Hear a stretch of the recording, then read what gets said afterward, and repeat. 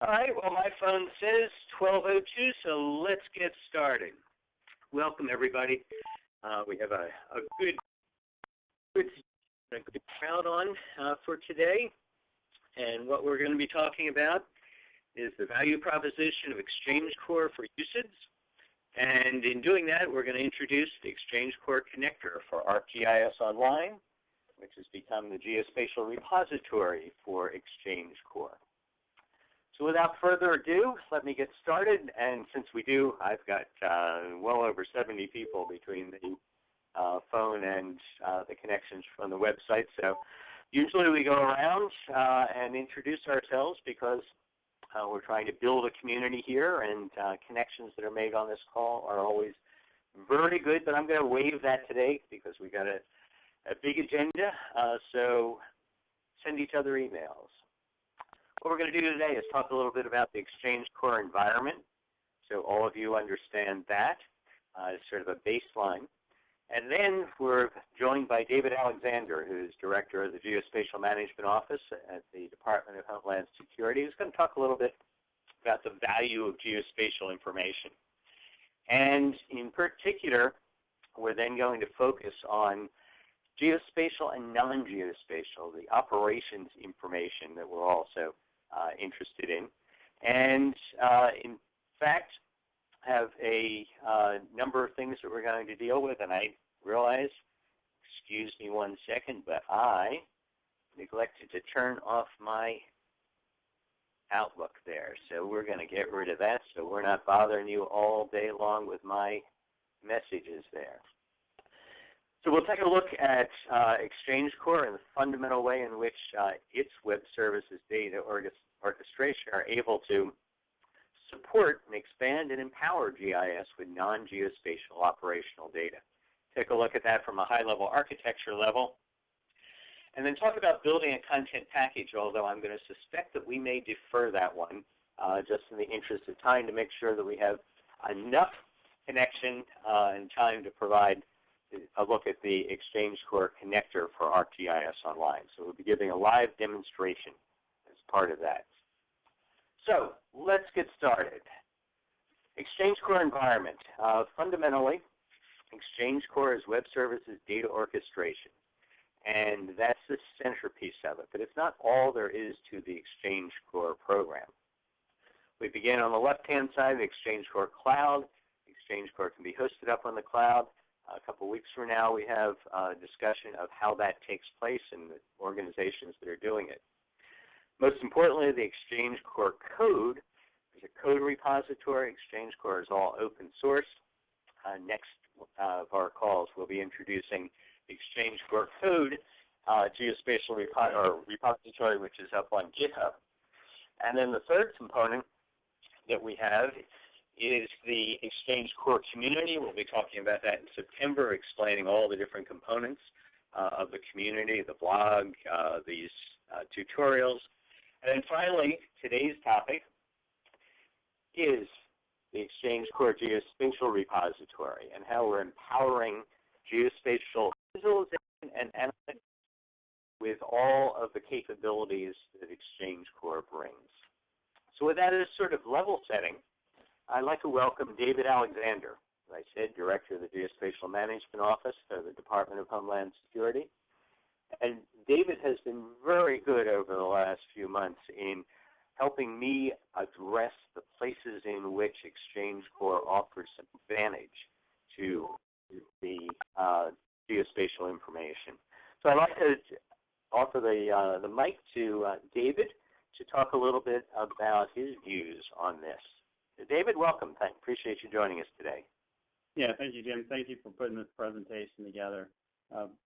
What the GMO has witnessed over the last couple of years is we've gotten a lot of questions about UI-CDF and its transformation into XchangeCore.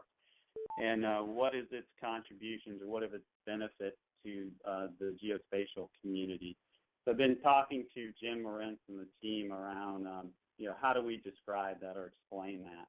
What is the contribution that XchangeCore can provide to particularly the geospatial community? But in a broader context, from my interest, how is it going to empower Homeland Security operations and the first responder incident management community that supports each other when there's either local or national concerns. So I think what you're going to hear today is Jim and the XchangeCore team, being able to address some of that back chatter and some of those questions, and really start to hone in on that XchangeCore really provides that data orchestration or that information service broker backbone that enterprises or local implementations can leverage to really fuse and bring together a lot of non-traditional or non-geospatial information that supports incident management, pair it with and combine it with traditional geospatial information, and provide a more comprehensive view and perspective and broader situational awareness around incident management and the different events that we may become engaged in.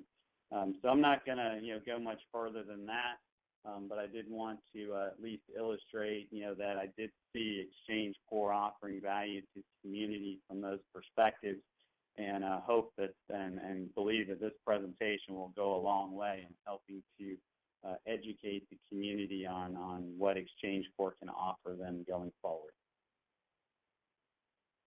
Well, thank you very much, David. Appreciate that insight into where we're all trying to get, and hopefully we can live up to those expectations, because what David was really talking about is illustrated here, and he, in fact, in his office drew this out for me, that the XchangeCore is able to empower both operational collaboration and geospatial visualization and analytics, because all the different communities, Department of Defense, emergency management on the civilian side, private sector, are all driving many forms of information, geospatial and non-geospatial, some delivered by web services, some non-web services.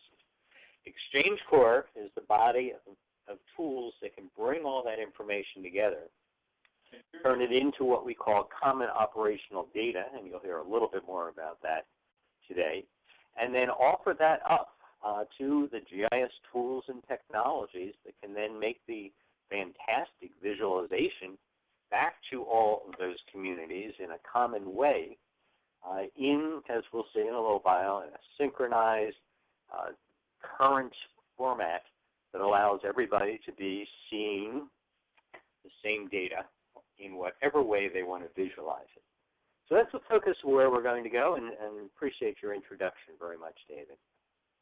I want to start out with some level setting now. We've got two different communities on the phone today, and I'm adding up here, we're pushing 100 people now on the phone, the geospatial and the operations side.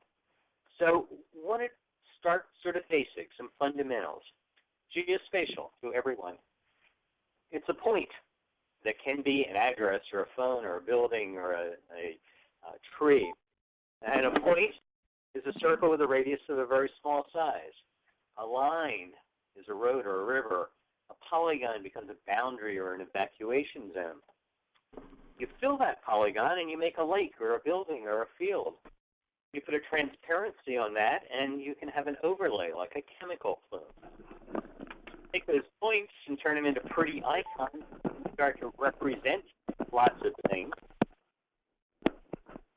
And then finally, all those things come together. The points, the lines, polygons, fills, transparencies, and imagery, and it makes a map. And the map becomes useful. But there's underlying data that makes GIS, makes it change it from just being a map to becoming geospatial information system, because that underlying data becomes valuable for analytics. Well, now the other side is emergency information, operational information. Fundamentals here are, if I could ask everybody to make sure your phone is on mute, please. The fundamentals are, it's things like checklists and inventories. Nothing very pretty. Nothing looks as cool as a map. Logs and incident reports, sensor readings, some pictures, diagrams, documents, and over on the right-hand side, that situation report. which is an incident command system format that would be a nightmare to try and represent in geospatial terms. Its value is in being in that format that exists. But there's some non-geospatial content in that geospatial. That's where some of those forms and pictures and things like that can be part of the geodatabase that sits behind geospatial. And operations content is likely to have some geospatial location as well, because you're going to have everything from a situation report to a crime report to models and plans. You know where they are in the world, and you can represent them in many cases by points, lines, and polygons. So what we're looking at then is two different worlds of information management that intersect. And that intersection is extremely important. And that intersection really is the basis of the geospatial CONOPS, the Homeland Security Geospatial Concept of Operations that David's organization put together. And it really does a very good job of pointing to that intersection, because as a part of that is an item-by-item look at the geospatial association with operational information. All the theme in GIS terms, but that middle column over there under damage structure on the left-hand side, well, you got a building and you got a resident, you've got a road damage. Well, a building's a point. Road damage is a polygon. All of that operational information on the left-hand side of that of the portion of that diagram is representable by some type of a geospatial point, line, polygon. And that connection that we're talking about here today is based in that geospatial CONOPS. And where we focus on that, and the CONOPS goes through hundreds and hundreds of rows of information there, is in how we make this geospatial association to what we call common operational data. Common operational data says, okay, what are the key elements that I want to know about anything that's going on? And over years, we have developed this from the previously used now XchangeCore side of answering each one of these questions is what I need to know in order to run an emergency. Essential elements of information people talk about a lot. And one of the things that I've discovered is that there's no set of essential elements of information that I have not been able to put into these category questions, because they're all effectively trying to answer the same thing. And reflecting back to the geospatial CONOPS and this part of the illustration, that arrow indicates that there is operational information and geospatial information that may very well be associated with answering every single one of those questions during an incident operation. To illustrate that, I want to go way to the extreme in this first one, because we're going to take a use case, again, if I could remind you on keeping on mute, use case on an evacuation traffic control point. So using those questions, we start out saying, hey, it's a traffic control point, it's at 4th and Main. Well, that's where I have my geospatial location, a point. But what else is represented by that point? Well, who's in charge? The police, and they're going to have various shifts. So I know the names of all the people who are showing up at that point. Who should know? I've given alerts and told the emergency management and Red Cross and all, don't go there, because at that point, we're not going to let you pass. What's the impact? Well, status report currently 3,000 cars have passed through the traffic control point. 5 of them were turned back trying to get through that point. What's the response? Well, with my resources, I've got a police car on every shift. I've got barricades, electronic signs. What's happening now? Well, we're now down to 5 cars a minute. It used to be 12 cars a minute going through that point. And next, my action plan is we're going to stay here till midnight. all of that information, changing minute by minute, huge volume of information, is all represented by a single point. That's why the confluence of operational information and geospatial information has to be fully understood and appreciated. And I use that as an extreme because a more likely one is something like this, where there's a greater balance between. I've got a wildfire, it's going to cross the road. Well, I want to see the polygon of that extent. Got lots of command posts. I'm going to show those points out there. There are homes at risk. Well, I'm going to have a map of all those homes. Proximity of the fire. I've got equipment out there, so I'm going to want to be tracking my equipment on the map. What's happening now when I've got this breach that happens, the crew's going to pull back. There's going to be a new fire break. On my map, I'm going to put a new fire extent. And next, I want to have a new containment area, and I'm going to show on my map where my future containment area is. That shows a much better flow of information back and forth between essential operations information and geospatial. But that first one is not unusual, where a huge volume of operational information is represented by a very small piece of a map. And we put the whole piece together, we can see that every one of those common operational data has some likely representation, points, lines, polygons, and our ability to put together an entire map that represents all of those questions and thus employs the common operational data to provide the kind of situational awareness that everybody is looking for. So if we come back to that intersection, we see that the intersection down at the bottom on the left can be a huge overlap, or all the way over on the right, just a little bit of an overlap. And how do we manage that? Well, that's really where XchangeCore's web service data orchestration fits into this whole picture. It is the bridge between all that incident information, all that wonderful geospatial information that allows us to be able to create that complete picture that we want to talk about.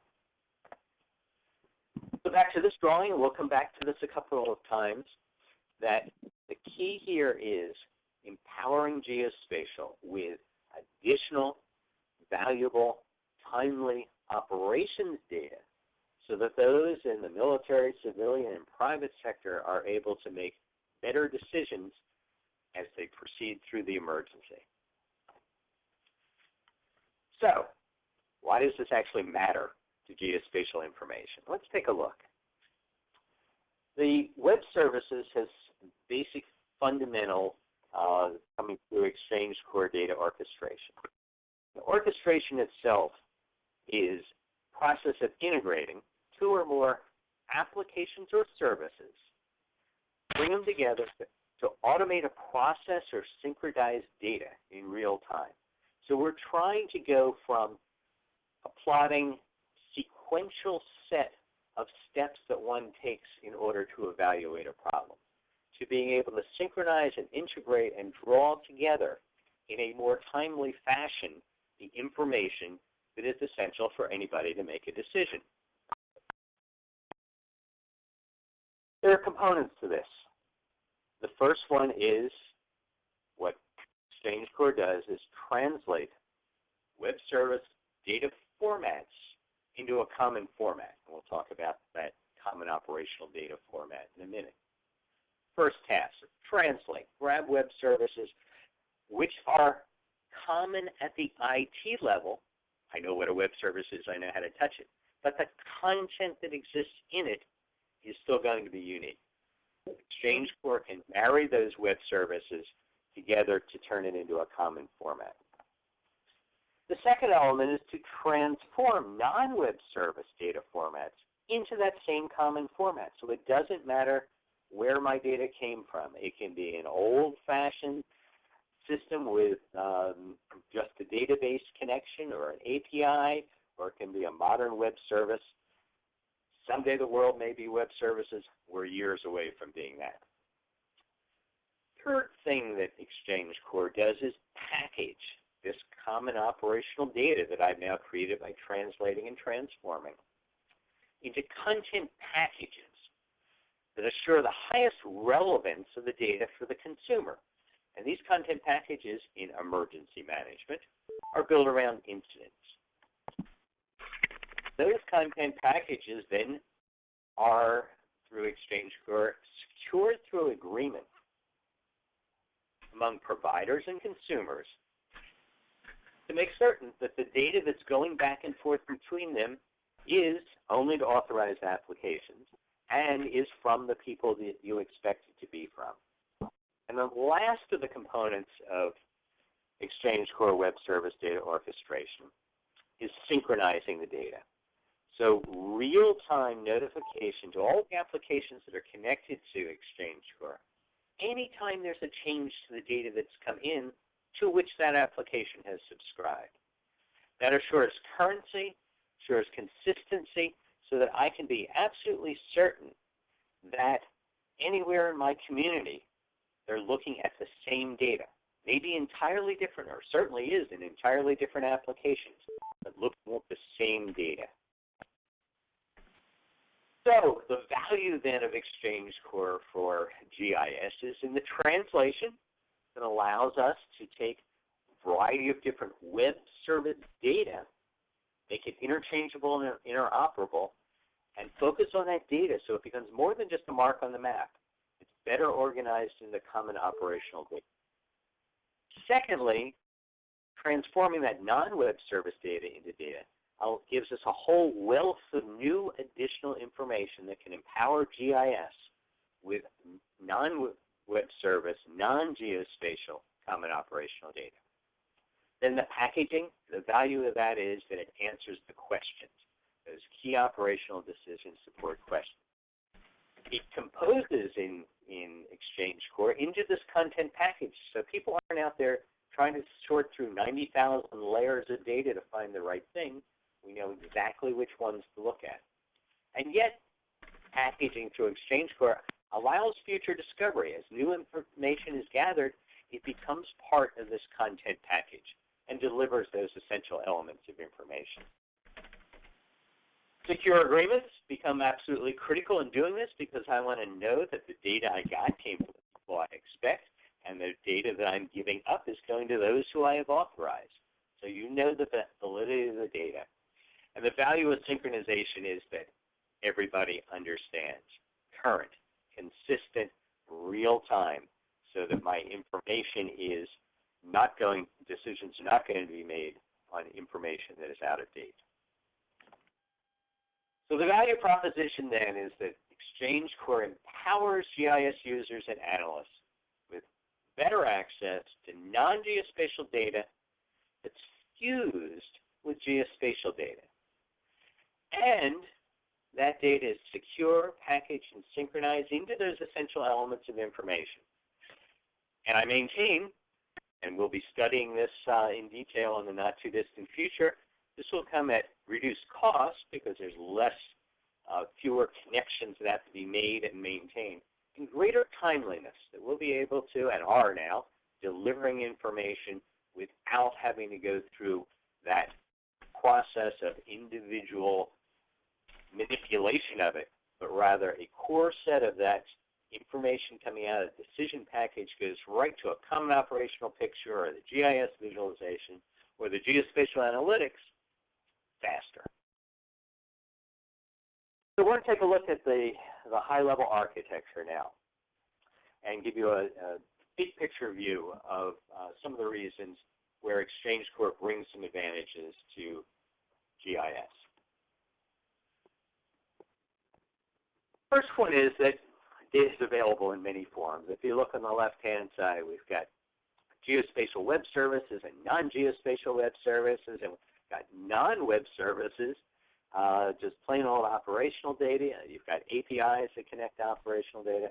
All those different applications and data sources, many, many different forms.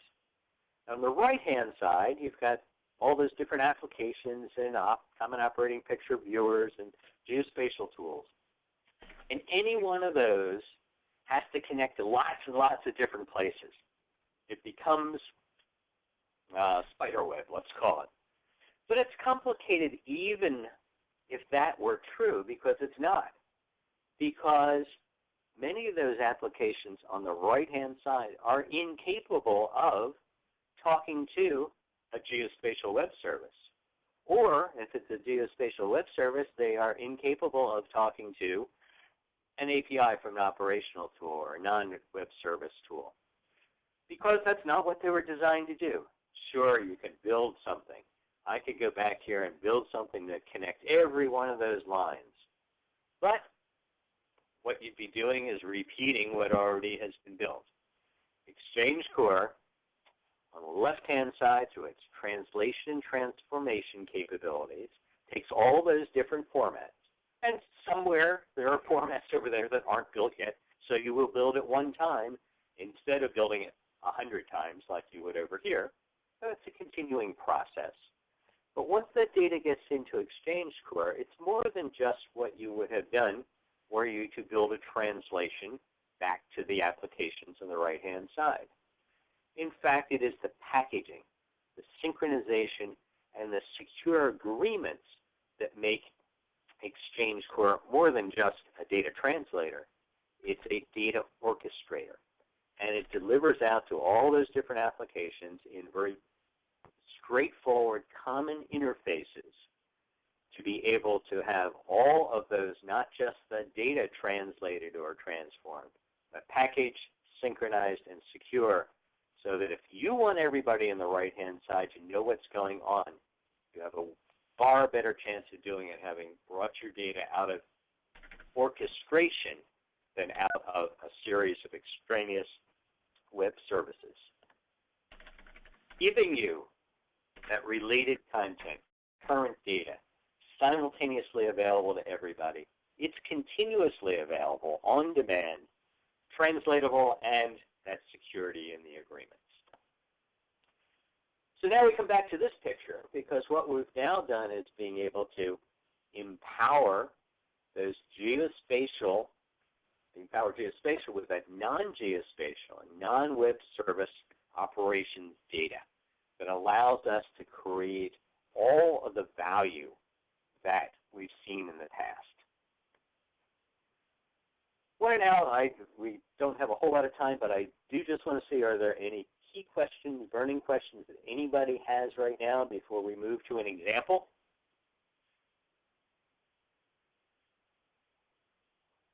All right.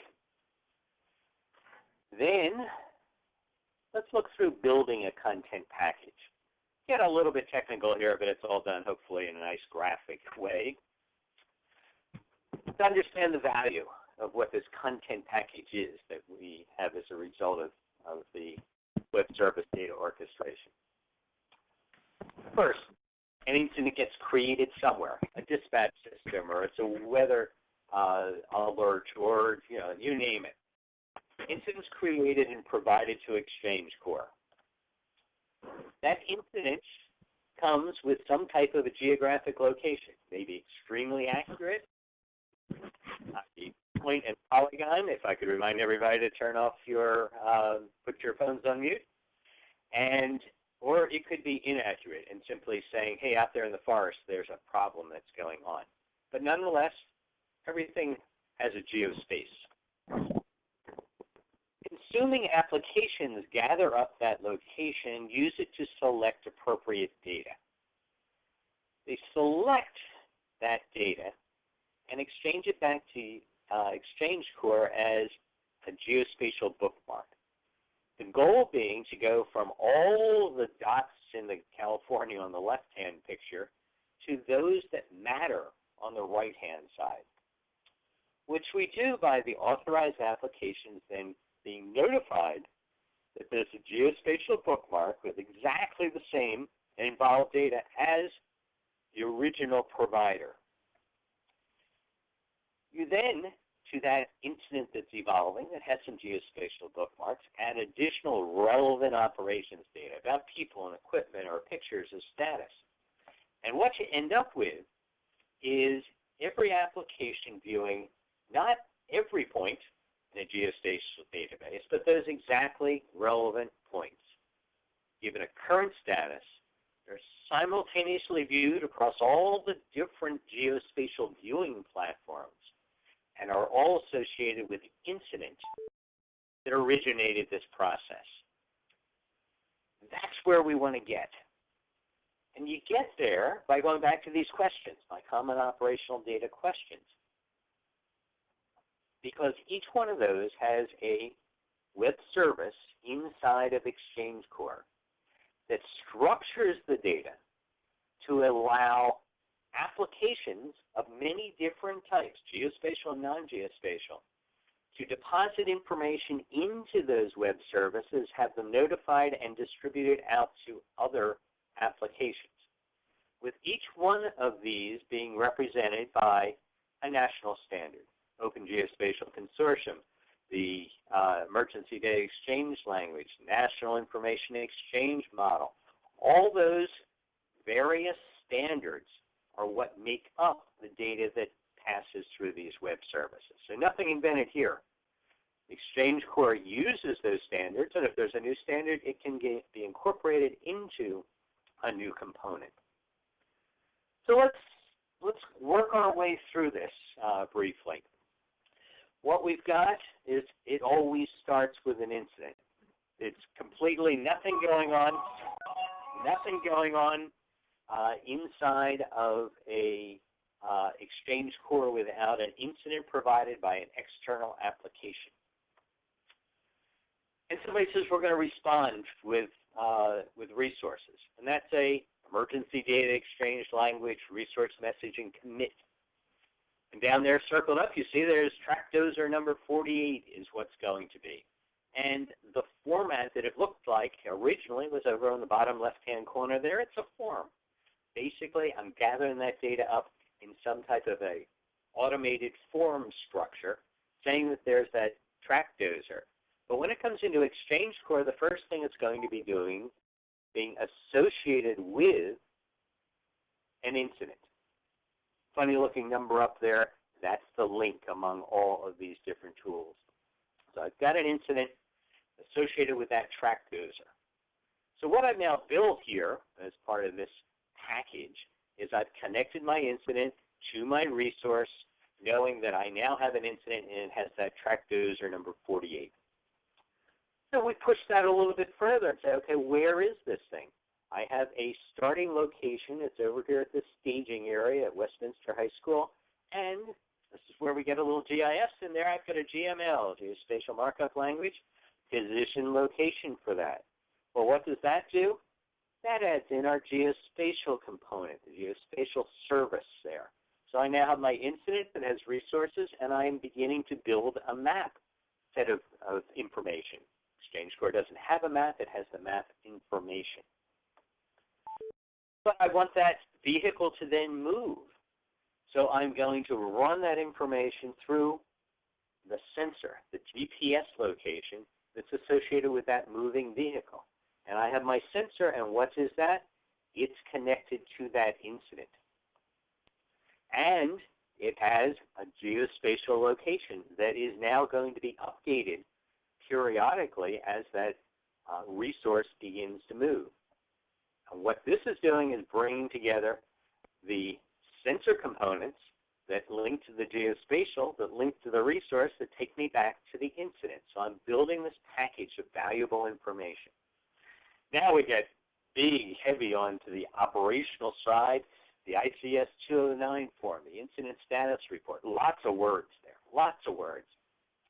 What I want to do is add those in through my incident action plan web service component of XchangeCore. And all of that begins to be part of the package. And that begins to allow us to move some information back and forth, because you can further orchestrate this, because the ICS Form 209 has committed resources in it. And I can take those from my emergency data exchange language on the left-hand side there and say, hey, you got all these different information forms. Well, you know what? They all match up. I've got my contacts from there. I've got that track dozer number there. All beginning to continuing to build this package inside XchangeCore. So I've now got my location track with a resource that's reporting into my action plan, that's being tracked and on a map and available as associated with the incident. Then you start to bring in some ground truth. I've got pictures and binary content that can get shared through XchangeCore. All that back associated in with that incident. And I'm then building in more of these other contents, documents and things like that allow me to then say, hey, I got a document or a situation report or even a whole common operating picture. And what I do is link those together to be able to create these kind of bookmarks, geospatial and geospatial data, to large volumes of data, because I don't want to move that. I want it to stay where it exists. I want the consumer of XchangeCore information to be able to go get that information from the owner, who then also can control its access. If you want to put a username and password in front of that, that's absolutely fine, because XchangeCore will say go there, but if you don't have permission to get it, data owner still controls. And finally, all of those non-geospatial sources then, because they're related to the incident at the base minimum, are able to be associated with space. So I have geo-enabled all of these disparate sources of information and put them into this XchangeCore content package that for years we have called this the tree of incident knowledge. To be able to build it from the roots of an incident and add on all the different branches, all the other information that everyone needs in order to make their proper decision. Value of that? Well, you narrow the focus. First of all, by defining that focus, I can tell the geospatial tools what to refine. So I get the 3 schools, not the 3,000 schools across the state. And it's current, it's simultaneous, continuously available. And we've consolidated that non-geospatial information around an increasingly accurate set of geospatial information so that I'm able to associate and those content packages and pass them back to GIS. Back to this picture, that's how XchangeCore empowers geospatial. I'm going to skip that since we're tight on time and take a look at the Geospatial repository and introduce this connector for ArcGIS Online. I want to first say the connector is available and becoming available this summer. Portions of it, send me a note and you can start using it today. It's going to become available in the ArcGIS marketplace as a downloadable executable that you can have. On GitHub is open source because everything in XchangeCore is done for and built by the community, so the code will be out there for improvement by members of the community.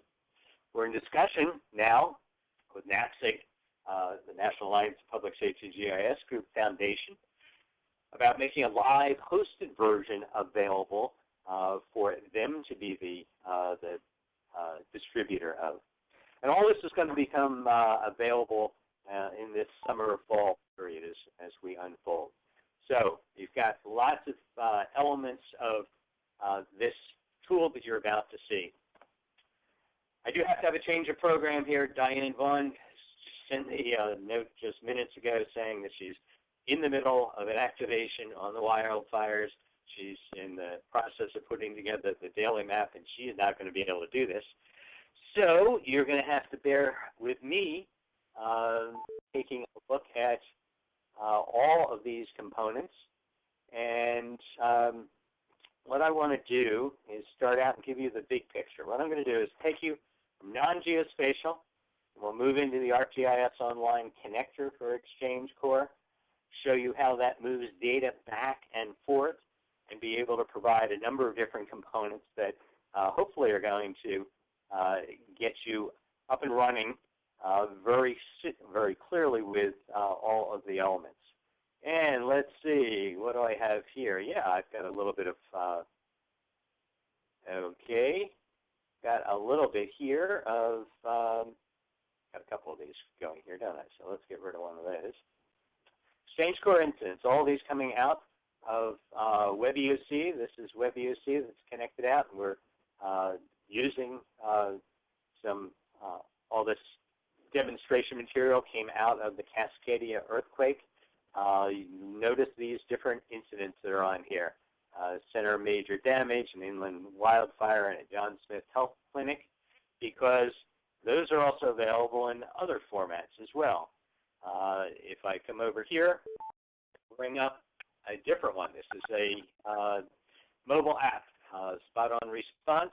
And if I come down here, actually slide that over there, come down, and I've got that center of major damage, and I got roads closed to the public, and I've got some inland flooding there and house damage in Butler Valley, and all the same things that you're seeing over there in WebEOC. You're seeing them because, while created in WebEOC, it gets shared to Spot On Response through XchangeCore. While if created over here, it gets shared back into WebEOC. Because that's the essence of Spot On Response, and XchangeCore is, and WebEOC is to be able to connect to and exchange information through there. Operational applications doing their job. What we have as the benefit, though, is the ability to, and actually I'm just going to jump over here and do one quick thing. This center of major damage, is that the one we wanted to take a look at? Yeah, down here, just to illustrate a couple of things here as we go. We've got some Harris Street damage observed down there. If I click on this, I've got a picture attached to that. All that being transported through XchangeCore. Just wanted to do that so that as we come in here now and take a look at the situation map, which is a web map in ArcGIS Online. You see now, you've got these points up here, and well, let's see what that one is the center of major damage to be observed. Over here was, yep, there's that Harris Street damage that was observed. And if I highlight that, pop it up there, I'm going to bring up that same picture. So WebEOC, Spot On Response, two applications, as well as ArcGIS Online sharing that same kind of information. And I can hit any of these other guys over here and see what they're doing. So we have consumed information from XchangeCore into ArcGIS Online. And you see them right over here as regular list elements. So those three things working together. And we'll go get Google Earth in a little bit. My Google Earth always fills up all the memory on my computer. So I'm going to grab that a little bit later. But we'll take a look at how that is being used in a minute also. But now what I want to do is come over here to the XchangeCore connector for ArcGIS Online. And just to show you that it's real, I'm going to reload this. It comes up. It's going to say, okay, let's come in here and gather up this information. There we go. It's going to ask me to log in.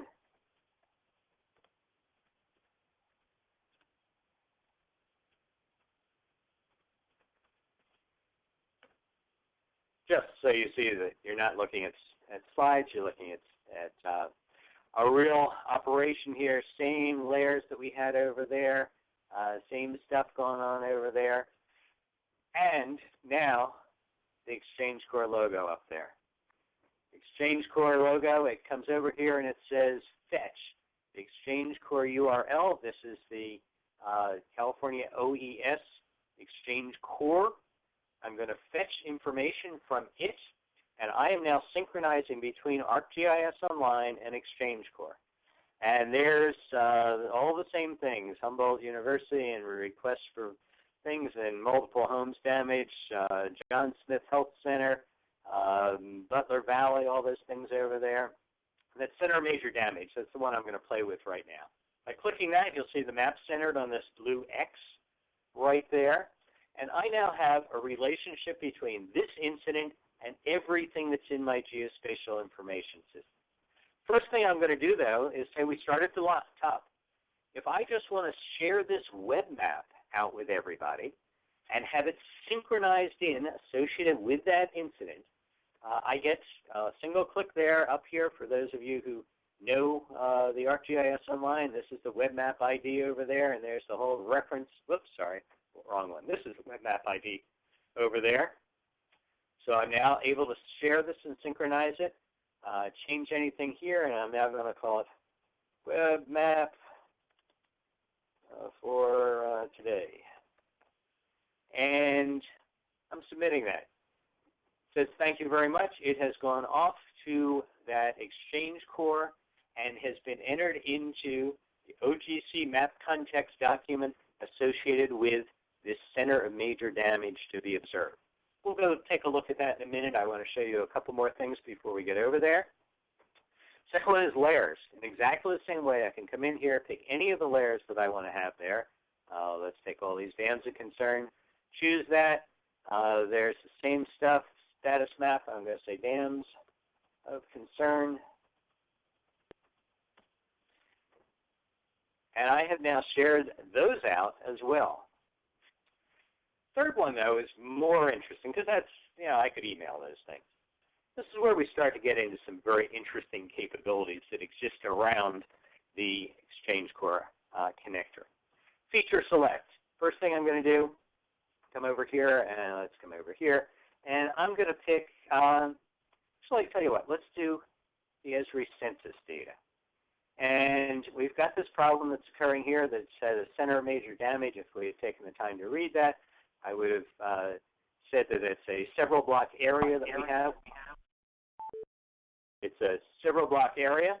And what I want to do is come over here around that area, draw a several block area, and say, I want those census points now going to be shared out in note JSON or KML or KMZ, KML, two different formats to do it. Not everything is available in both.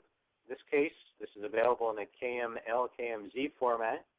So it's still coming out of my situation status map, but I'm now going to say census, SCUS, around location for today. I'm now sharing that off. That's now gone out to XchangeCore. So everybody who's connected to XchangeCore is being notified that we have census information around that specific problem area associated over here with this major damage that allow us to be able to start to see the construction of that, that point. And I'm going to go over now, and I'm going to pull up Google Earth because that'll give you an idea, and hopefully this happens quickly. That'll give you an idea of the kinds of capabilities that we have in taking two, let's say, not totally harmonious geospatial information systems and allowing them to begin to share information back and forth. And come on, baby. Yes, here we go. So first of all, on the left-hand side, take a look down here. First, you've got all those same incidents that we were talking about before. And if I come in here, and we were looking for this center of major flooding over there, if I come over there and come in and look at that incident, I've got that same ground failure, the several block area. I'm going to zoom in on that area. And we're going to see all those points that we had show up earlier. But I also have this map context over here. And that is the document that we've been sharing information into. So we see that web map for today that I put in there. We see the dams of concern that I put in there. We see the census information around there with all those details. Let me just give you a quick look here. I'm just going to pick this one because it's easy and fast. This is the web map. When was the last time that you saw a link that is made between Google Earth and a ArcGIS Online web map dynamically created, now showing and able to see all the information as soon as it loads itself up here, related to that original web map as a result of looking at data inside of ArcGIS Online. But, as I said before, this one says, hey, guy, I'm only going to give you this if you're authorized. So it invokes the ArcGIS login, and I'll skip that now just to keep us moving. But you saw that web map come up there. Just to keep the story going a little bit further, if I come in there and take a look at that, actually that one didn't work. The link broke, so I'm not going to bother with that. But you've got the link.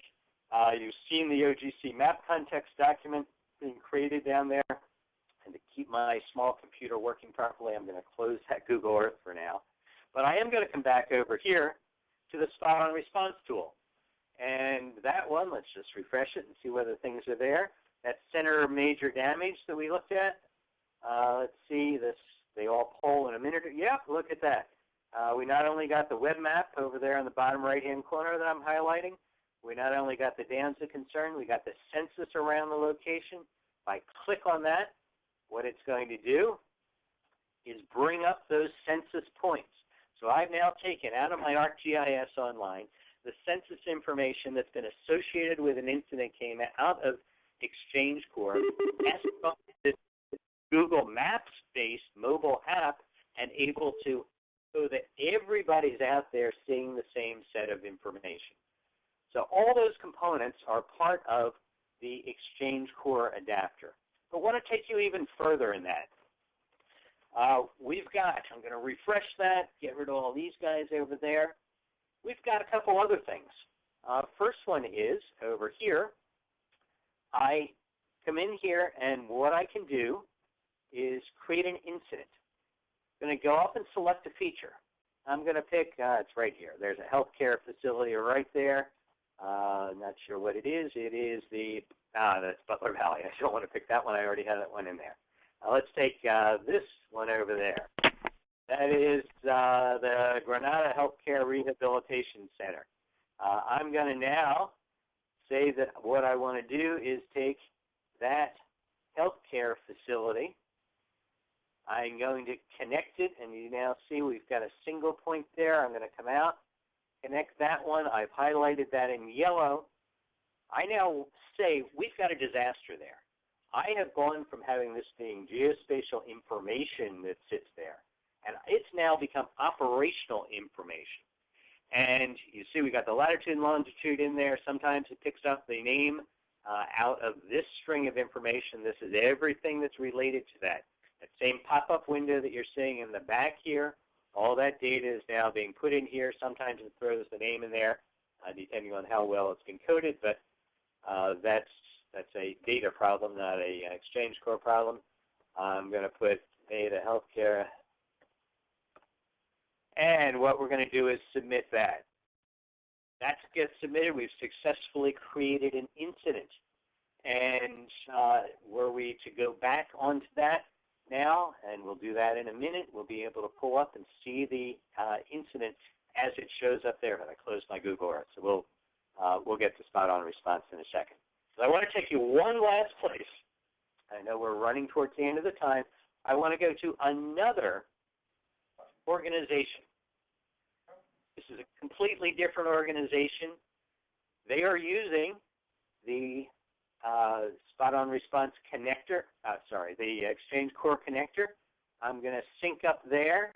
It's going to say, OK.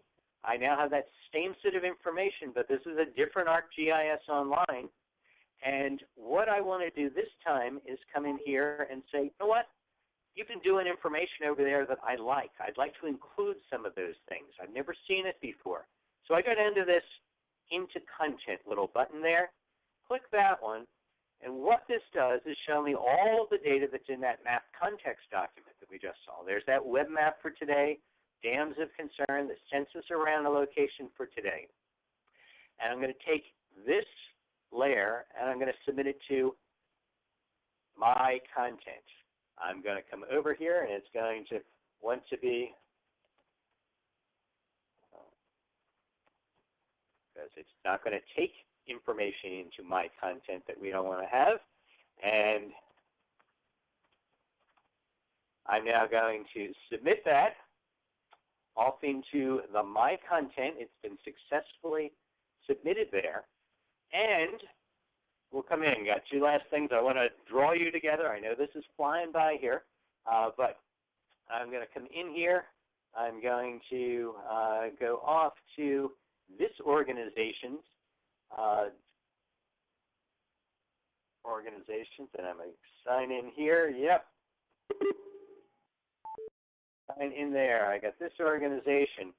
They now, if I come into my content in that organization, in a second, and click that a couple of times, there are my dams of concern feature that we just saw in a different ArcGIS line organization, associated with a specific incident, shared out to this other organization. They now have this and can take those specific dams of concern and put them back where into their own application and begin using that. We come back here to spot on response as our last look over here, and what I'm looking for was that incident that we had just created a little bit ago. Where do we go? I forget what the name of it was, but we just did our time, so I'll... Jim, top one in the... say that again?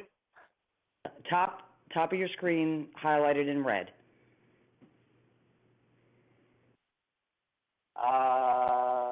Your apps. On your app. Yep. Somebody paying more attention to it than I was able to. There's the Grenada Healthcare with all that information that currently is just comes out in that format. With further development, it comes out in a nice, pretty-looking format. And we're ready to take the time. I could pull that Google Earth up again, and you'll see it floating around over there. So with that said, my rapid-fire tour, hopefully I did Diane justice in trying to take you through there quickly. Let me just tell you that next session that we do is on the XchangeCore connectors. You've got one's on the cloud, the community, and then the release of version 2.0 of XchangeCore that includes many more of the components that have been developed for Northern Command in our DoD project that are now being filtered back into the community itself. And with that, let me stop. I'll stop talking and tell you the microphone is open. Questions, comments? Appreciate hearing from everyone.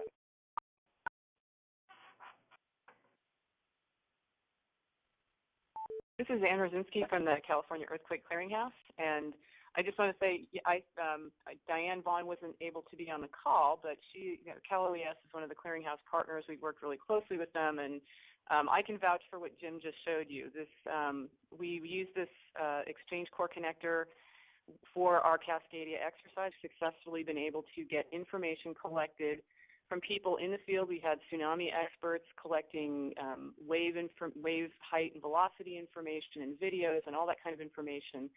That was shared up through Spot On Response using XchangeCore and shared up to FEMA and OES directly in real time for the first time that we've ever been able to accomplish that. So it was a huge, huge success for us. So yeah, everything you said, that's exactly correct. Thank you, Ann. And yes, I had forgotten to mention that FEMA's core out in Region 9, connecting into the XchangeCore in the state. National Guard was involved. Just wide variety of multi-level organizations. I did have a question that I saw fly across here on security. XchangeCore itself has been through both the Department of Homeland Security certification and authorization to operate on DHS secure networks, and has been through the Department of Defense DIACAP process to operate on .mil networks. So from a security standpoint, the software is well vetted. The security in the operation is between XchangeCore and its connected applications. We don't authenticate individuals. The application authenticates the individuals. Authentication takes place application to XchangeCore. So it's a one-on-one connection there through username, password, and all the other secure socket layers that enable that security to take place. but it is an application security, which makes it far more achievable and far less vulnerable to any type of an outside incursion. Any other questions? I saw that one come by. Anybody else with another question?